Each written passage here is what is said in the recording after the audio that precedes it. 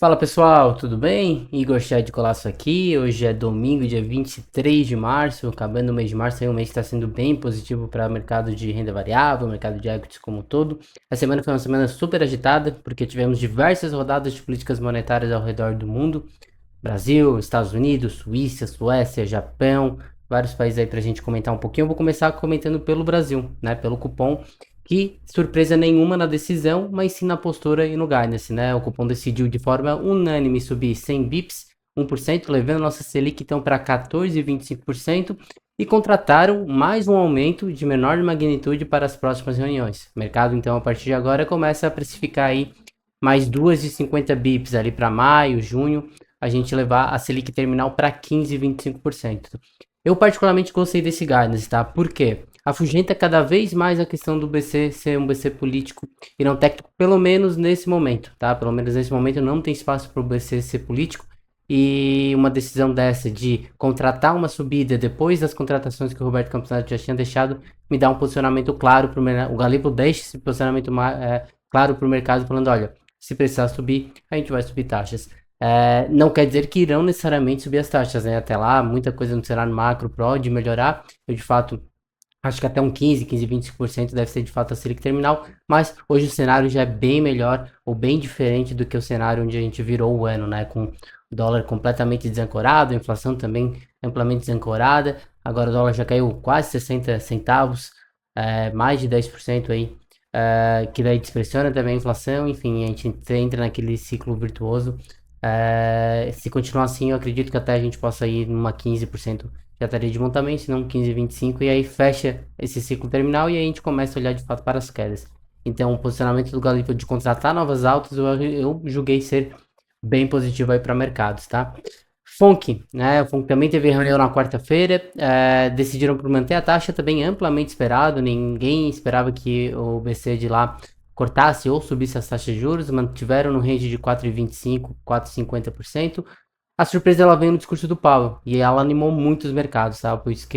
Porque no comunicado ele disse que acredita na convergência da inflação mesmo com as políticas tarifárias do Trump, né? Então ele acredita ali que a inflação vai de fato convergir para os 2% da meta, uma fala bem dovish, né? Que anima bastante o mercado. Eu já não sei se vai ser muito bem por aí, tá? Eu ainda continuo com o meu cálculo, continuo com a minha visão de que a gente deve ter uma inflação menos benigna, uma inflação mais pressionada em vários setores do núcleo lá no mercado americano. Uma coisa que me chama a atenção, que foge das headlines, né? Que todo mundo passa as headlines só nessa parte mais... manteve discurso do Powell Doce e tudo mais, foi que 18 dos 19 participantes enxergam um risco maior da inflação. Para mim esse dado é extremamente importante, tá? O FONC ele é formado por 19 participantes. São 12 votantes, que aí são o comitê que forma o FONC, e tem mais 7 participantes também que não votam, mas participam da decisão, que são 7 presidentes ali de bancos regionais, formando esses 19 participantes, 18 deles acreditam num risco maior da inflação americana subir. E eu concordo, eu acho que a gente tem de fato aí um campo para a inflação incomodar para os próximos semanas e meses. Mas Powell falou que o mercado queria ouvir, o mercado comprou a fala do Powell, e animou bastante os mercados, né? Outro dado interessante foi que o FONC vai reduzir o ritmo do quantitative time, tá? Isso também é um dado bem importante.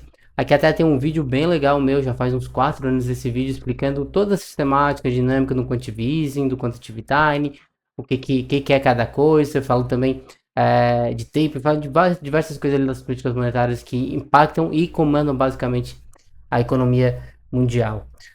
Outras decisões de políticas monetárias que a gente teve aqui na semana também importantes, né? O Banco Central da Inglaterra manteve as taxas de juros inalteradas, né? Acompanhando um pouco ali o que a gente está vendo no mercado americano, 4,50% ao ano continuam as taxas lá. BOJ, Japão, né? Depois de subir as taxas inesperadamente ali, manteve agora em 0,50, deve permanecer no 0,50 aí para os próximos tempos. Vamos ver como é que, inclusive, essa semana tem inflação lá no Japão, vamos ver como é que se acompanha. O Banco Central Chinês manteve também as taxas de curto e de médio prazo lá na China, quinto mês consecutivo, só que soltou pequenos estímulos de consumo que, junto com dados ali que saíram do varejo, dados que saíram da produção industrial na semana, melhoraram bastante a expectativa de China. A China reagiu bem e aí a expectativa agora de uma recuperação econômica ela se torna um pouco maior. E os ativos de risco, né, os ativos de acionários, de equities, refletiram um pouco essa sistemática aqui na China. Suíça e Suécia, Suíça reduziu mais 25 bips, é bastante, saiu de 0,50 para 0,25, né? Cortou pela metade aí, praticamente a sua taxa de juros. Já lá na Suécia, ela manteve a taxa em 2,25. Então, essas foram a rodada de posições de políticas monetárias que a gente teve na semana. Trouxe alguns tópicos aqui para a gente conversar também. O primeiro com relação à recessão. A gente teve ali o Fed de Atlanta, né, que eles fazem um GDP Now, já vou falar um pouquinho mais abaixo sobre isso também. Revisando, durante 4 semanas eles saíram de um PIB de mais 3,9% para menos 2,8%. Muita coisa, né? E quase 7% de delta de variação em 4 semanas. Um resultado, assim, uma surpresa, né? Esse dado aí de uma retração do PIB americano muito forte. Teve também outro dado de um congresso que estava rolando lá no mercado americano, que mostrou que 92% dos seus também estavam esperando uma recessão. E esse número há 6 meses atrás era só de 10%, então mudou bastante a expectativa ali do empresariado. E em linha com isso, a gente começou a observar vários bancos refazendo o revisional para o S&P durante o ano, tá? O primeiro que a gente viu foi o Goldman Sachs, e pela primeira vez que eu vejo isso há anos, né? O mercado de book que a gente teve nos últimos anos, a gente não via revisional para baixo, muito pelo contrário, os revisionais eles sempre eram positivos para cima.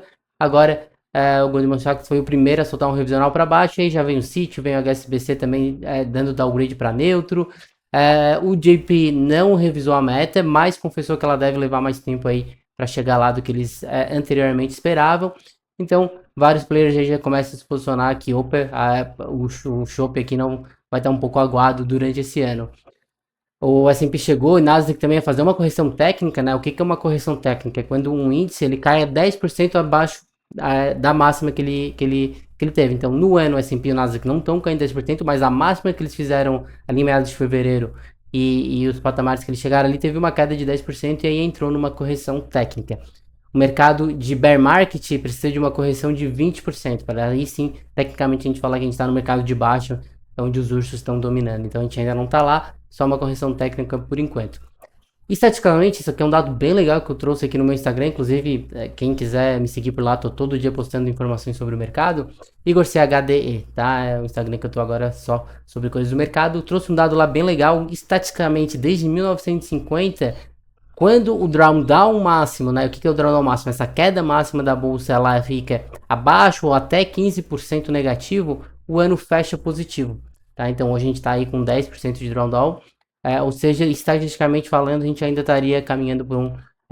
Tem a tendência que a gente caminha ainda por um índice fechando positivo no ano. Tá? O gráfico aqui é bem legal porque ele traz ali os anos que a gente teve o drawdown, quanto que fechou o ano, e a gente consegue ver essa correlação aí bem legal. Inclusive o drawdown que a gente está agora foi mais ou menos o drawdown que a gente viu em 2023 e em 2024, ali entre na casa dos 9%, 10%.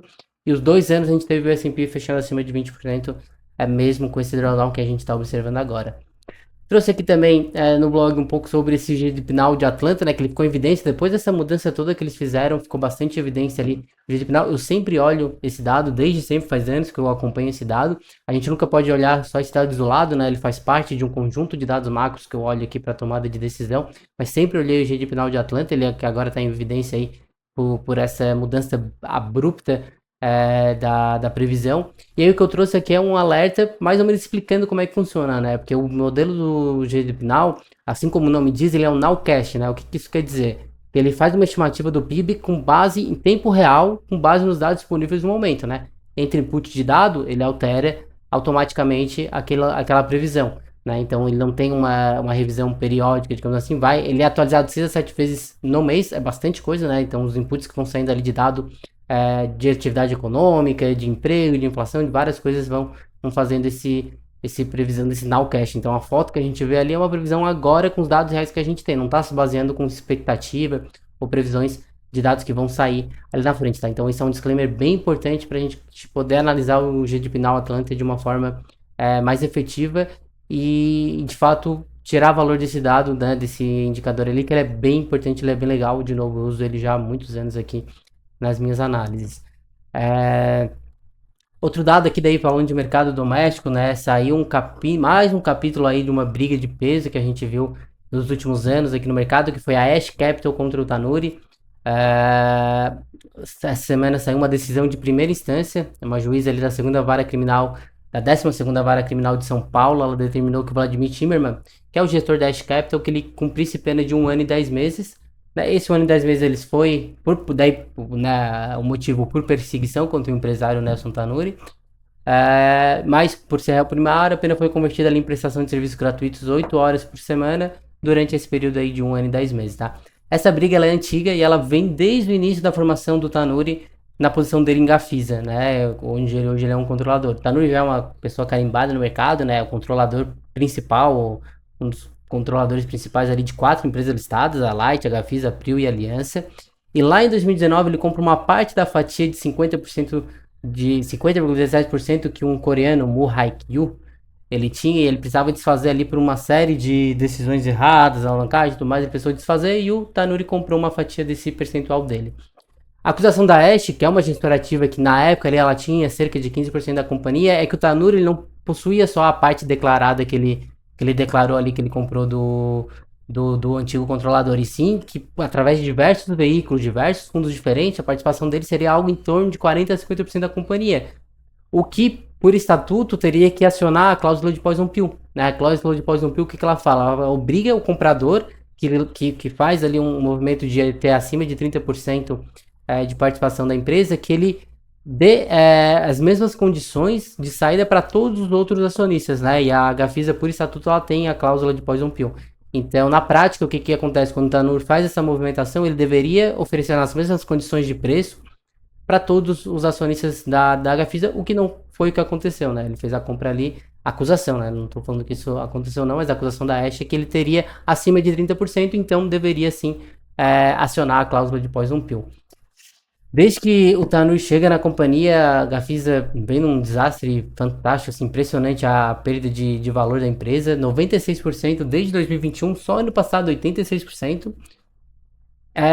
E agora com essa notícia ela subiu ali 8,20, a notícia saiu na quarta-feira, a empresa subiu 8,20 ali com essa notícia ali da condenação do gestor da Ash.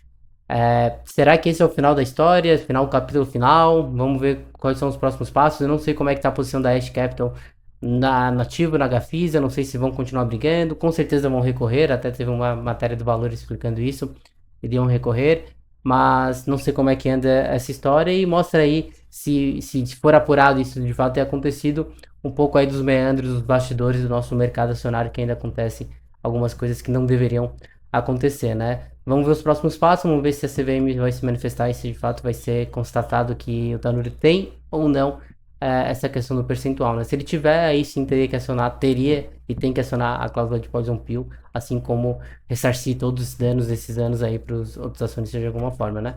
Vamos ver os próximos capítulos. Aqui eu trago de novo, pessoal, no Instagram, tá? Muitos dados que eu trago da Bloomberg, outros gráficos interessantes. Todo dia eu tô postando coisa ali, stories e conteúdo que eu julgo ser relevante para o mercado e que você pode achar relevante também. Então, não custa nada apertar no follow ali, apertar no like, né? Se não gostar, só de seguir também. E a gente segue por aqui.